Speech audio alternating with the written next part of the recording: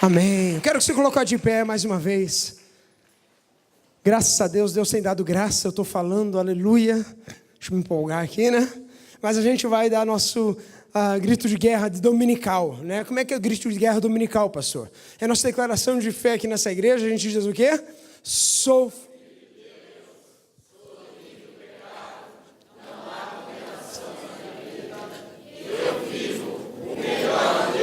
aleluia, dá um aplauso a ele se você vive, amém. Tem gente que questiona, pastor, sou livre do pecado? Sou sim, Cristo me libertou das garras do diabo, me venceu o pecado, aleluia. O pecado não me domina mais, aleluia. E não há mais condenação por aqueles que estão em Cristo Jesus, aleluia. E se Cristo vive em mim, eu vivo sim o melhor de Deus, amém? Amém. Irmãos, eu gostaria muito que nessa noite você estivesse preparado para aquilo que Deus vai falar ao teu coração. Quando o Senhor ouvir a voz de Deus, levante sua mão. Glória a Deus. E porque nessa noite o Senhor nos preparou algo especial. Hoje temos a Santa Ceia do Senhor. Né? A gente teve há 20 dias aqui com uma família muito abençoada. Pastor Gilson, vem aqui do meu lado aqui já. E a gente teve com o pastor Gilson, a pastora Márcia, os meninos ali nos jovens. Amanhã eles retornam ao Brasil. Amanhã eles retornam na sua passagem temporária ao Brasil. E, né? Amém, igreja? Amém, para que eles retornem logo, né? E eu sei que vai ser até breve, mas a gente tem convicção de que Deus vai usar mais uma vez o homem do Senhor para trazer a palavra abençoada aos nossos corações, para aquilo que Ele tem para a nossa vida, para a minha vida e para a tua vida. Você crê nisso, amém? Amém? Feche teus olhos em nome de Jesus. Pai, muito obrigado, Pai. Porque Deus, nós podemos, como família de Deus, estarmos aqui, Deus, louvando ao teu nome, sentindo a tua presença. E Deus, nós queremos ouvir a tua voz. Usa o teu servo mais uma vez. Pai, que ele seja canal limpo na tua presença. E que o Senhor encontre aqui corações prontos para receber a boa semente. Em nome de Jesus eu oro, amém. E a igreja diz? Amém. Deus abençoe, querido. Paz, meus queridos, pode sentar, fique à vontade. Deus abençoe a sua vida. Um até breve, com certeza, que é muito bom a gente vir aqui. Eu quero pedir a gentileza agora. A minha família se coloca em pé, o João Pedro, a Maria Eduarda, a minha esposa está fotografando lá atrás. Essa é a minha família, e eu quero deixar aqui publicamente registrado aqui o agradecimento aos irmãos, em especial aos pastores André e Renata e a família, que nos receberam com muito carinho, tiveram muita paciência conosco, e oportunizaram, né, de compartilhar o púlpito. Eu sei que o André é uma pessoa muito responsável, me deu 2 vezes o púlpito, então acho que não é tão responsável assim como eu pensava, mas a gente é muito agradecido, que Deus abençoe vocês. Pode sentar, queridos. Glória a Deus por essa oportunidade. Obrigado, Narte.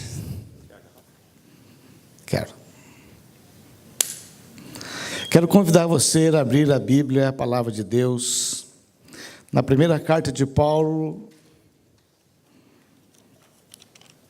a um filho dele na fé, um parceiro dele, chamado Timóteo. Primeira carta de Paulo a um discípulo de Cristo, treinado por Paulo, de nome Timóteo.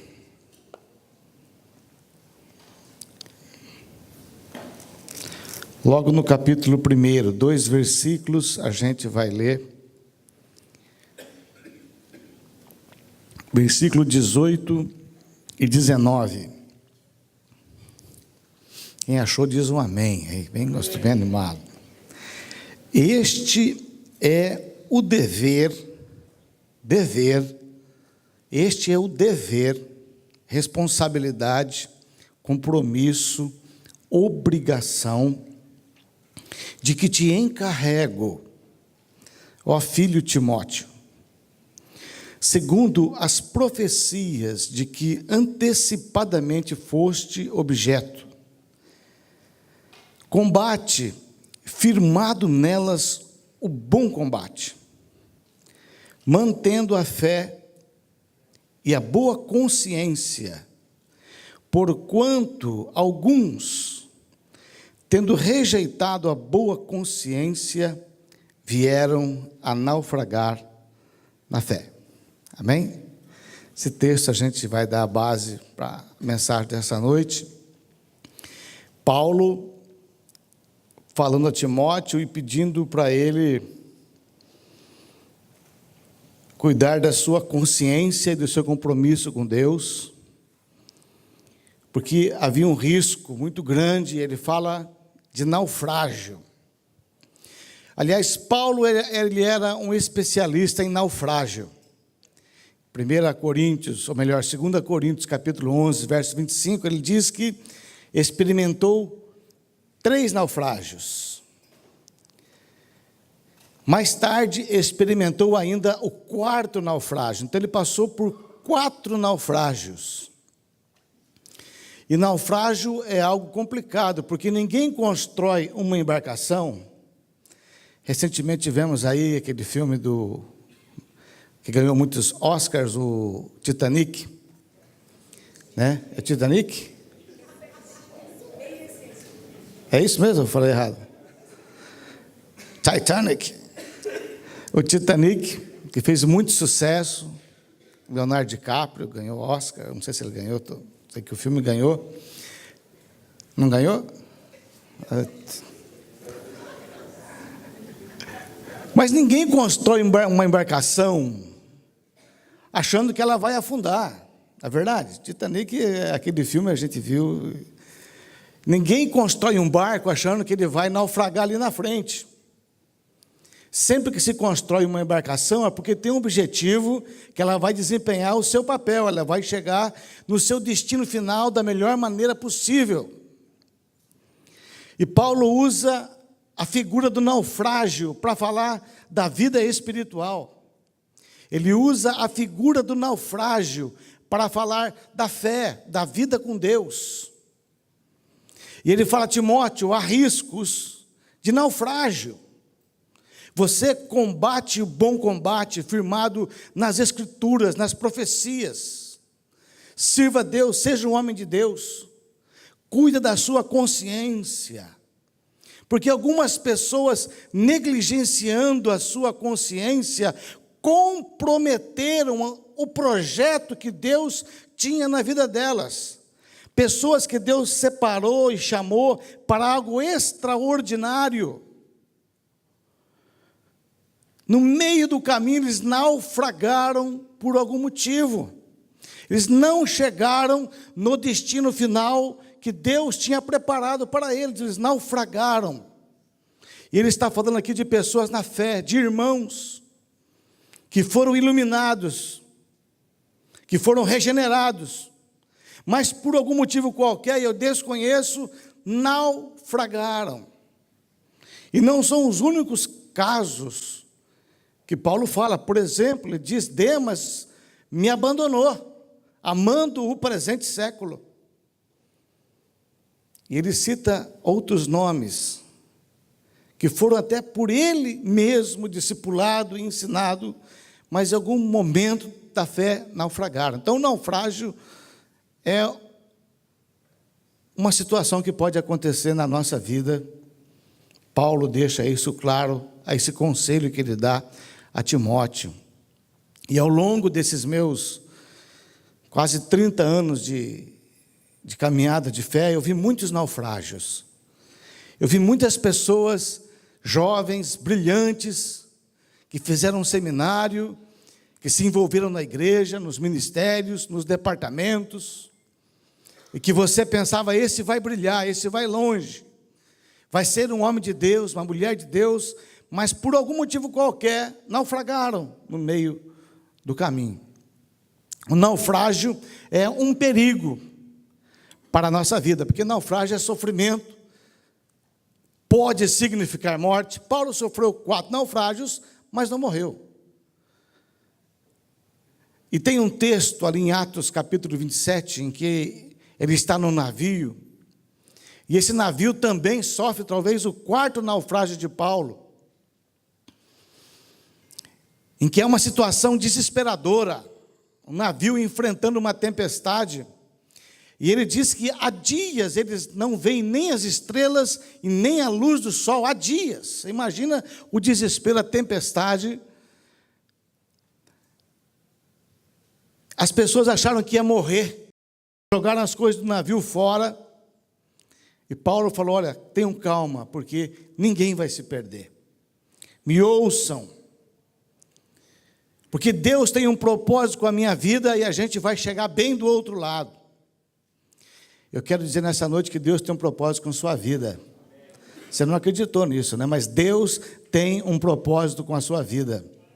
E você vai chegar bem do outro lado. Pode falar, você vai chegar legal.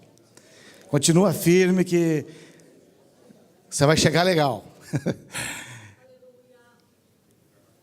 Mas é interessante que quando Paulo diz a terra vai se aproximar, e os marujos experientes começam a ver que a terra se aproxima, eles vão medindo a profundidade do oceano, do mar, e vão percebendo que vai ficando mais raso, e ficando mais raso tem o perigo da embarcação colidir contra as rochas.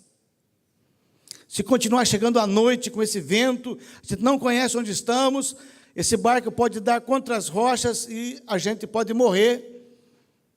Então, os marujos jogam 4 âncoras, para que a embarcação não continue, e tem o risco de todos morrerem. Então eles jogam 4 âncoras, estas 4 âncoras estabilizaram a embarcação e impediram a destruição dela.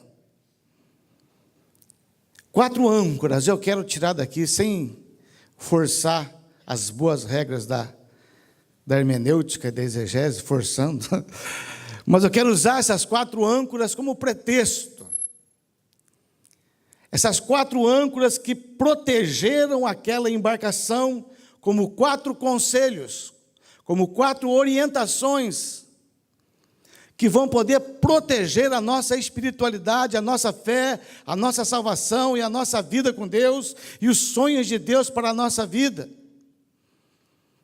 E eu quero convidar você a abrir a sua Bíblia no livro de Atos dos Apóstolos, no capítulo 2.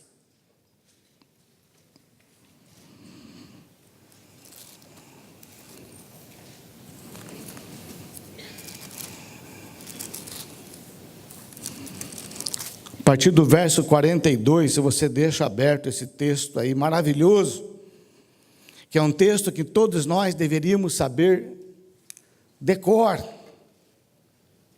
É um texto que fala da igreja primitiva, uma grande igreja que cumpriu o seu papel na história.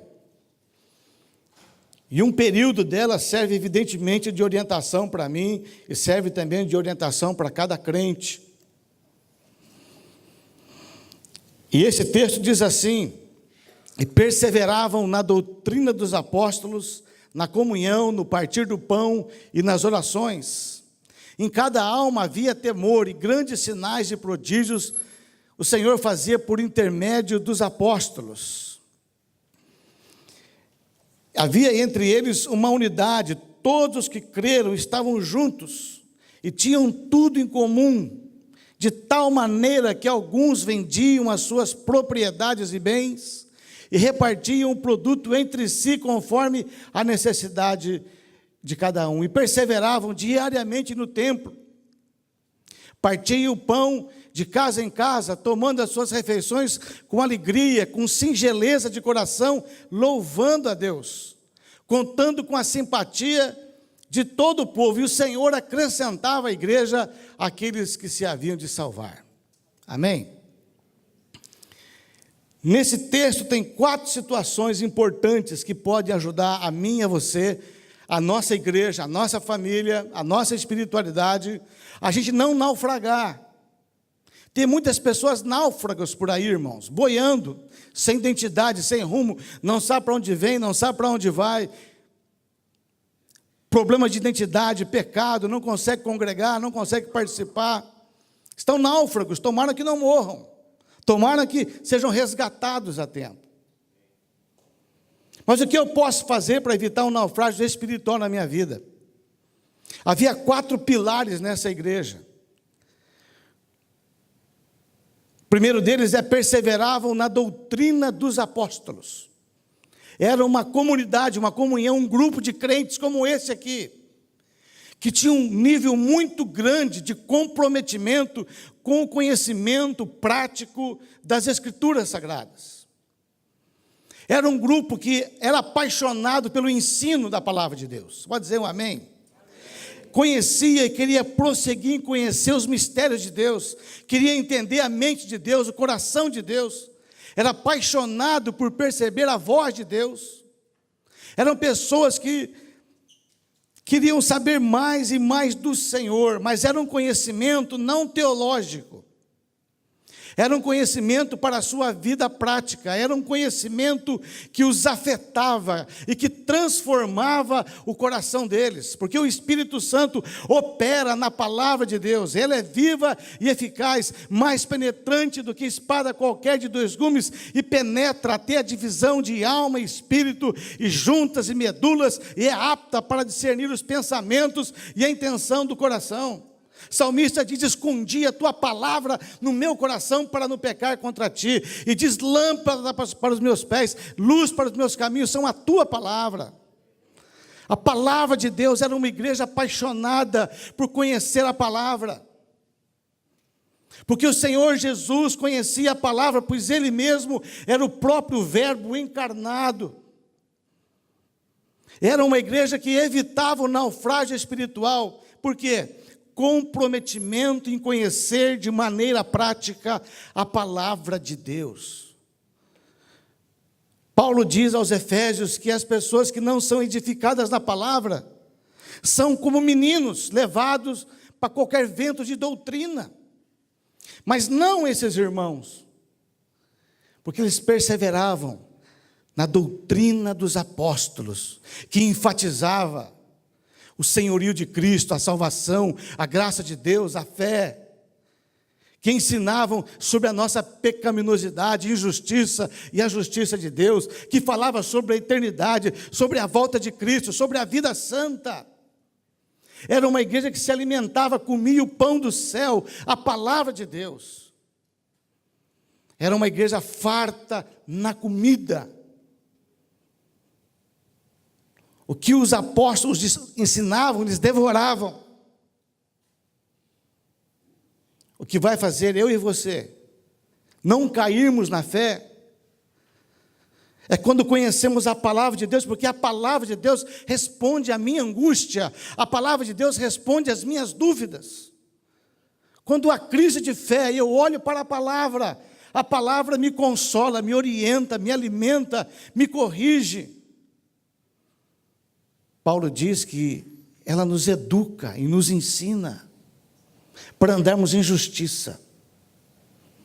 Era uma igreja apaixonada pela palavra de Deus, mas não pelo conhecimento apenas, para debates, mas que essa palavra se tornasse prática na vida deles. Meditavam, comiam. Meditar na palavra é algo extraordinário. A gente vive dias, irmãos, que a gente não consegue meditar em mais nada. A nossa mente se desliga em minutos. Eu estou falando para você, mas o perigo da sua mente já está... Quem está comigo aí? Levanta a mão, quero ver. Que beleza. O perigo de você já ter se desconectado de mim é grande. Porque nós temos uma mente estimulada por informações e cores, e a gente não consegue mais meditar, ouvir, parar. Há um esforço nosso. E a meditação é importante, porque dizem que a meditação é como quando a vaca ela vai pastar, o boi. Aquela comida vem, ele come, fica ruminando aquilo, desce, volta 3 vezes. E você vê o tamanho da vaca, bem fortinha, comendo grama. Meditar na palavra, decorar as escrituras, decorar salmos, versículos, procurar entender o que é. Uma igreja, um irmão, uma vida, um crente, para não naufragar na fé, tem que ter alto nível de comprometimento com a palavra de Deus, porque o Senhor Jesus nos ensina: aquele que ouve essas minhas palavras e as põe em prática, será semelhante ao homem prudente que edificou a sua casa sobre a rocha. Caíram as chuvas, subiram os rios, sopraram os ventos e deram com ímpeto contra aquela casa que permaneceu, pois estava edificada sobre a rocha. Agora, aquele que ouve essas minhas palavras e não as coloca em prática, será semelhante ao homem imprudente que edificou a sua casa sobre a areia. Caíram as chuvas, subiram os rios, sopraram os ventos e deram com ímpeto contra aquela casa, e foi grande a sua ruína, pois fora edificada sobre a areia. As lutas vêm, as dificuldades vêm, as crises vêm, as tempestades vêm, mas se nós estivermos edificados na palavra, Deus vai nos sustentar. A palavra vai responder ao nosso coração. Então, se nós queremos, como comunidade, como pessoas, como cristãos, nós temos que ter alto nível de comprometimento. É uma âncora que vai impedir o desastre na nossa vida. Uma igreja que não anda pela palavra, ela anda pelas emoções e pelas circunstâncias, com ventos. Mas nós temos que andar pela palavra. Amém, irmãos? Nós temos que conhecer as Escrituras e deixar que ela entre em nosso coração e transforme o nosso ser de dentro para fora, nos libertando. Amém? Outra coisa que a gente percebia nessa igreja, uma segunda âncora, era a comunhão. O texto diz que eram a multidão dos que creram e tinham tudo em comum, a tal ponto que alguns vendiam as suas propriedades e bens e repartiam entre si os produtos conforme alguém tinha necessidade. Isso fala de comunhão, fala de amor. Isso fala não apenas de estarmos juntos, mas de sermos unidos em Cristo. Um irmão que tem comunhão com Deus e tem comunhão com seu irmão, é um irmão que dificilmente vai cair. Porque a Bíblia diz, irmãos, quando um cai, o outro o levanta. Quando um esfria, o outro esquenta. Quando a luta vem sobre um, quando dois se juntam, é mais fácil resistir, porque o texto de Eclesiastes diz, o cordão de 3 dobras não se quebra facilmente. A comunhão, uma igreja que tinha comunhão, os irmãos tinham amizade uns com os outros, tinham comunhão com Deus, comunhão vertical e comunhão horizontal. 2/3 dos mandamentos do Novo Testamento são mandamentos relacionais, do tipo, perdoem, orem, carreguem os fardos, confessem as culpas. 2/3 dos mandamentos do Novo Testamento são mandamentos horizontais, relacionais. Nós somos uma família e nós somos irmãos, diga amém. Nós somos irmãos, temos o mesmo Pai e vamos morar no mesmo céu, pela mesma eternidade, em nome de Jesus. Mas para a gente se fortalecer, nós precisamos ter comunhão, ser um. Aquela igreja era um. Havia comprometimento entre os irmãos. Havia transparência, abertura de coração, compartilhamento de dificuldades, compartilhamento de vitórias. Quando alguém havia necessidade, os demais se juntavam e trabalhavam aquilo. Isso trazia uma firmeza, construía um tecido forte no meio da igreja, e aquela igreja ficava forte. Essa é uma segunda âncora que se percebe naquela igreja, porque não é fácil. Imagina só você, eles vendiam as suas propriedades e bens, e saíam procurando entre quem havia necessidade e repartiam. É um aprendizado para nós. Como é que é isso hoje? Na comunidade dos santos, a gente tem que se ajudar, tem que estar juntos, temos que estar próximos um do outro. Isso vai evitar, o irmão não vem no culto, o outro já sabe, ô rapaz, não te vi. Reunião de oração, no encontro na casa, no estudo bíblico. Ligar, irmão, como é que você está? Não estou legal, hoje eu estava meio triste, a coisa está complicada por meu lado. Aí já vai lá 2, 3, oram juntos. Isso vai fazendo uma cola e vai estabelecendo família. Essa era uma característica dessa igreja primitiva e deve ser uma característica minha, pessoal, e da comunidade onde eu congrego. Eu devo buscar, cooperar, os ministérios, departamentos, envolvimentos, para que para que diminua o risco de naufrágio espiritual. Quem não tem fortes vínculos, deixa de vir na igreja e ninguém nem nota a falta, porque não há vínculos. Um dia o irmão falou: pastor, eu não venho na igreja há 6 meses, ninguém me ligou. Eu falei: mas você, quando estava na igreja, ligou para alguém que faltou? Você não tem vínculo, você não tem história, eu não sei quem você é, eu não sei onde você trabalha, eu não sei quem é a sua família, eu não sei nem como orar por você. Eu lembro de você, mas eu nem sei pelo que orar. Porque a igreja precisa crescer em comunhão. Jesus tinha comunhão profunda com o seu grupo de discipulado. Amém, irmãos? Nós precisamos crescer nisso. Outro aspecto que essa igreja tinha era o aspecto das orações. Era uma igreja que orava. Era uma igreja que aprendeu o caminho da oração. A oração é uma experiência fundamental para a nossa fé, diga amém. A oração nos aproxima de Deus, a oração, a gente fica mais íntimo de Deus, na oração o nosso coração se quebranta. Deus é um Deus que responde orações. A pastora Renata estava conduzindo um momento de intercessão, e nós cremos em nome de Jesus que a mão do Senhor já está operando nisso daí.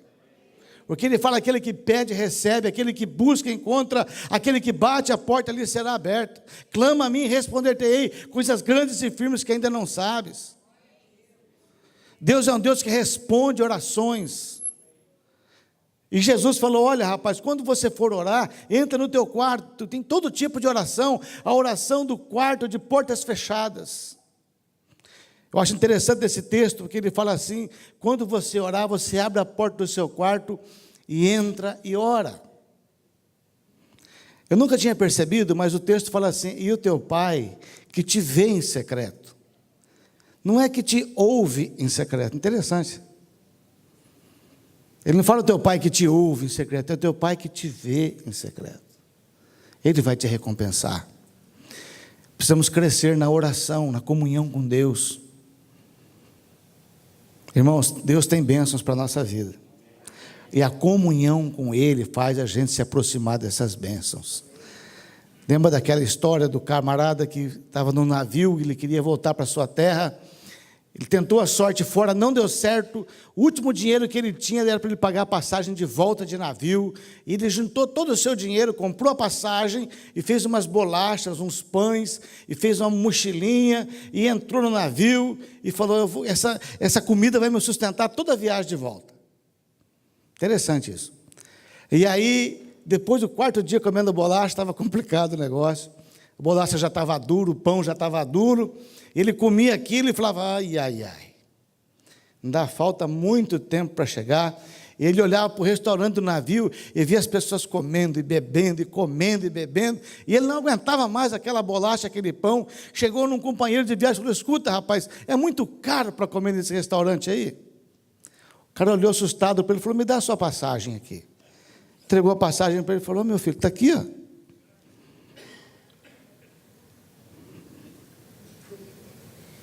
O restaurante está disponível para você. Tá aqui. Você não leu a sua passagem?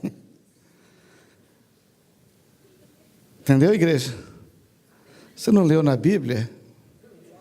Você não sabe que tem muitas bênçãos de Deus que estão garantidas para você? Promessas que o Senhor conquistou na cruz do Calvário, que são suas. Ele está sofrendo por quê? A oração nos revela a Deus. A gente se aproxima dele. Quando aquela igreja se reunia, não era para a irmã olhar o sapato mais bonito da irmã, não era para o outro irmão ficar fofocando do outro irmão, eles se reuniam para orar. E quando orava, Deus se manifestava, sinais e prodígios eram feitos naquele lugar. Porque Deus se alegra com a comunhão do seu povo e com a oração. Salmo 133, quão bom e quão suave é que os irmãos vivem em comunhão. É como óleo precioso sobre a cabeça, que desce para a barba de Arão e desce para a gola das suas vestes. É como o orvalho no Hermon. Ali o Senhor ordena a bênção e a vida para sempre. Promessa de Deus. Na oração e na comunhão, era uma igreja que tinha esse aspecto. Como é que está a sua vida de comunhão? Quem na igreja conhece você? A gente vem aqui domingo de noite, né? Uma igreja de gente bonita, diga mesmo, falou, tá. De gente simpática, charmosa. Estou ganhando o povo, inteligente. Próspera. Falar em próspera, essa semana foi de prodigalidade ou foi de prosperidade? Espero que tenha sido de prosperidade. Quem te conhece? Quem conhece o seu coração aqui dentro? Quem sabe os seus medos? Quem sabe as suas angústias? Quem conhece os teus sonhos para orar por você? Quem que carrega o fardo junto contigo? Quando você fraqueja, qual é a pessoa que você liga para conversar? Levai os fardos uns dos outros. A igreja precisa dessa oração e dessa comunhão, para que a gente não naufrague. E a quarta âncora, primeira âncora, palavra. Amém? Segunda âncora, comunhão. Terceira âncora, oração. Oração. Conhecer Deus, estar com Deus. Decore a oração do Pai Nosso, mas assim, entendendo o que ela quer dizer. Isso muda a nossa vida de oração. Pai nosso que estás no céu, santificado seja o teu nome, venha a nós o vosso reino. É uma oração maravilhosa que o Senhor nos ensinou. Comunhão. E a quarta âncora, ele fala, partiam o pão de casa em casa. É isso aqui. Essa expressão partir do pão na igreja primitiva significava celebrar a ceia do Senhor. Era uma igreja que diariamente, isso que a gente faz uma vez por mês, a tradição cristã hoje faz uma vez por mês, naquele período da igreja, era uma prática diária. Os irmãos se reuniam diariamente para celebrar o corpo e o sangue de Jesus. Um sacramento que o Senhor Jesus deixou para a sua igreja.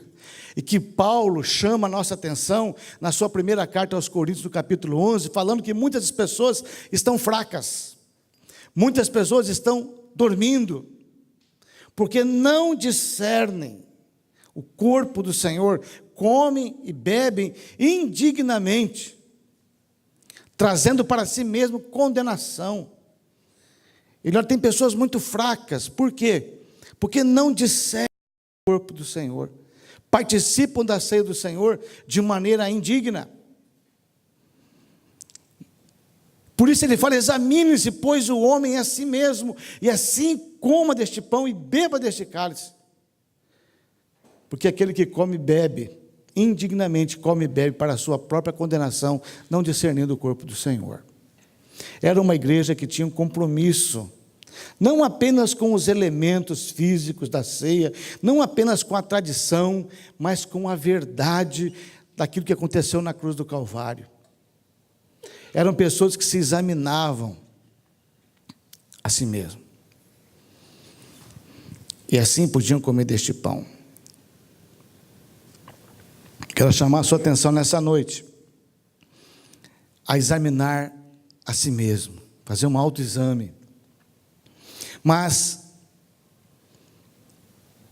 quando você vai fazer um autoexame, um exame qualquer, por exemplo, você vai fazer um exame de sangue para ver se você tem diabetes ou tem qualquer outra doença.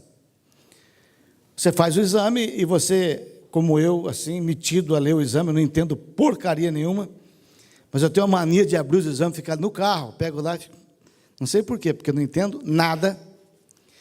Mas lá embaixo sai uma tabelinha assim, olha, se o teu número é de X a X, você está normal.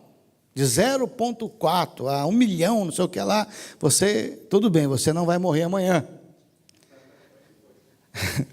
Então você fez o exame, mas para saber se você está bem, há uma norma, uma regra, um número. para você saber se você está saudável. Quando Paulo me chama a examinar a mim mesmo, há que se ter uma referência de saúde e de santidade, para que à luz dessa referência eu olhe para a minha vida. Está comigo? Eu vou me examinar, ver se eu estou bem. Mas qual é o critério, qual é a base, quais são os números para eu saber se eu estou bem ou se eu não estou? Jesus, o Verbo encarnado. Romanos 8, 29, a Bíblia diz que Jesus nos predestinou para sermos conformes quem? A imagem do seu Filho Jesus. Fraco, hein? Olha para o lado e fala, Deus quer que você seja igual a Jesus. Pode falar, sem dó, sem medo, quer que você seja igualzinho a Jesus. Nem mais e nem menos. Ele é a referência. Nós somos os discípulos de Cristo, seguidores de Jesus. Então eu vou tomar a ceia. Bom, agora eu vou fazer um exame. Vou entrar aqui na salinha de exame. E a referência de saúde é Jesus. Aí eu vou entrar lá. Se eu tiver diferente da referência, vai tocar uma buzina e vai acender uma luz vermelha. Parece um caminhão de bombeiro. Ali Jesus. Aí você vai lá, bom, eu vou tomar ceia, então eu tenho que me examinar, quero ver se eu estou bem. Eu vou lá ver se eu estou igual a Jesus. Quem aqui acha que vai tocar o alarme? O meu alarme vai tocar desesperadamente, ensandecidamente. Porque ele vai falar assim, bom, vamos ver a tua vida de oração. Jesus orava, às vezes, a noite inteira. Orava todo o tempo. Orava de manhã. Então, Jesus, como é que está a sua vida de oração? Passou longe. Como é que está a sua vida de intimidade com Deus? De intimidade, de ouvir o coração de Deus, de se apaixonar por Deus, de falar assim, eu e o Pai somos um, quem vê a mim, vê ao Pai. Vamos ver.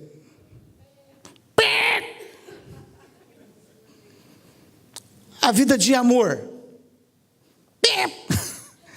Quem é que dá outra face aqui? Tem alguém que dá outra face aqui? Tem alguém que dá a sua capa para caminhar ou não? Pelo amém, Joinville é igualzinho. Né? Nós somos uma igreja que... Eu não conheço nenhum cristão que dá outra face. Quem conhece um cristão que dá outra face? Mas o Senhor dá outra face. Mas nós não damos a outra face. Quando nós nos examinamos, o que acontece?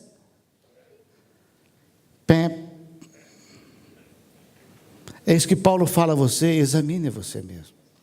Como é que está o seu nível de conhecimento das Escrituras? Jesus é a referência. Como está o seu nível de comprometimento com a obra de Deus? Senhor Jesus fala em João 17, Senhor, eu glorifiquei o teu nome, cumprindo a missão que o Senhor tinha na minha vida. Eu morri pela missão que o Senhor me deu.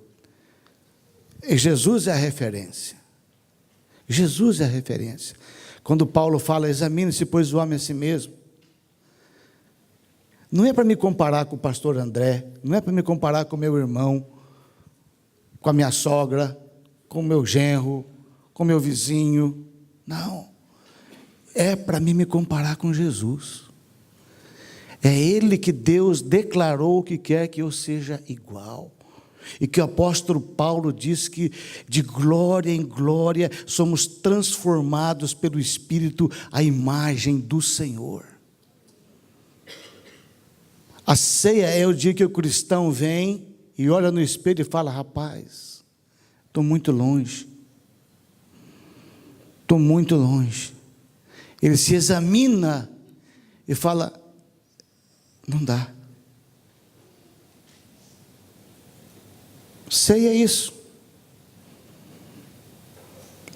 O próprio apóstolo Paulo fala, quanto a mim, não o julgo que o haja alcançado. Uma coisa faço, esquecendo-me das coisas que para trás ficam, prossigo para o alvo da minha soberana vocação. Paulo olha para ele e fala, eu não consigo. Ele fala assim: tem um espinho na carne, a saber, o mensageiro de Satanás que vem me esbofetear na cara, acerca do qual 3 vezes orei ao Senhor, e Ele respondeu: a minha graça te basta. O que é a ceia, irmãos? Paulo fala: você examinou? Examinou. E agora? Agora, não sei, Paulo, está feio. O resultado do meu exame aqui, comparado eu com Jesus, o negócio está feio. Fala: então, assim, coma deste pão e beba deste cálice. É a graça de Deus que vai completar a obra dele na sua vida. É arrependimento, é confissão, é reconhecimento que se o Senhor não tivesse encarnado, eu não teria a menor possibilidade de viver a eternidade com Ele. Ceia não é para os santos. Ceia é para os pecadores que reconhecem que não conseguem. Ceia não é para os fariseus, é para os publicanos.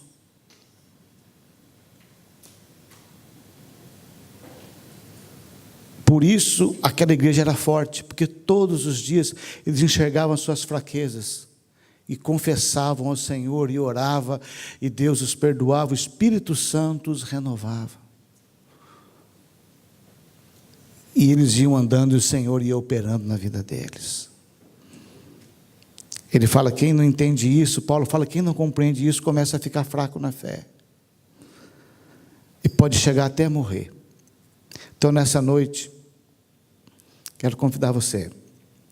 Eu trouxe essa palavra de ensino, de encorajamento, de alerta, porque vocês são irmãos queridos, amados, uma igreja maravilhosa. Diga amém, irmãos. Amém. E você não quer ver ninguém naufragando na fé. Então você tem que ter esses comprometimentos: palavra, comunhão, oração, e desfrutar da graça de Deus que foi manifestada no sacrifício da cruz do Calvário. Esse benefício que é para nós, perdão dos nossos pecados, e a nossa restauração com Deus. Quero convidar vocês a colocar em pé nesse momento.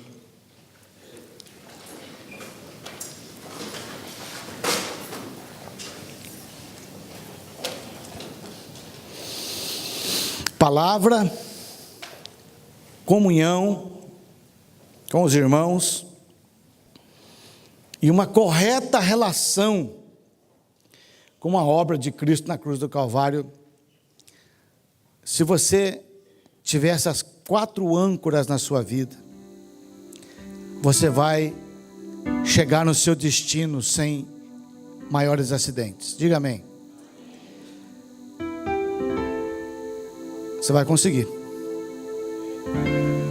4 âncoras: palavra, comunhão com os irmãos, oração e uma correta relação com a obra da cruz. E você vai entrar no oceano da eternidade protegido por Deus e abençoado. Quero convidar você nessa hora a fechar os teus olhos. Essa palavra mal alinhavada por mim, mas palavra de Deus. Como é que está a âncora do seu envolvimento com a palavra? Quanto tempo da sua vida você tem se dedicado à palavra de Deus? Quantos livros? Leitura bíblica, estudos bíblicos. É uma âncora que vai evitar um desastre na sua vida. A palavra de Deus é conselho, é orientação, é escudo e broquel, é a espada do Espírito. Essa noite você tem que pensar nisso. Como é que está a sua vida de comunhão na igreja? Você tem compromisso com essa igreja? Compromisso em todos os sentidos: financeiro, moral, espiritual. Aqueles irmãos vendiam o que tinham para que a comunidade fosse abençoada, e Deus se alegrava e derramava mais bênção na vida daqueles irmãos. Como é que está a sua vida de comunhão com os seus irmãos? Como é que está a sua vida de oração? Nosso Deus é maravilhoso, porque você pode orar em qualquer lugar. Você pode orar no volante do seu carro, você pode orar na sua cama, você pode orar na sua cozinha, você pode orar no leito de hospital. Deus abriu uma maneira maravilhosa de termos comunhão com Ele. Ele fala: achegai-vos a mim e eu me achegarei a vós. Buscar-me-eis e me achareis, quando me buscardes de todo o vosso coração. Deus quer ser achado por nós. Deus quer ser amado, admirado por nós. E a oração é um desses ambientes que isso é possível.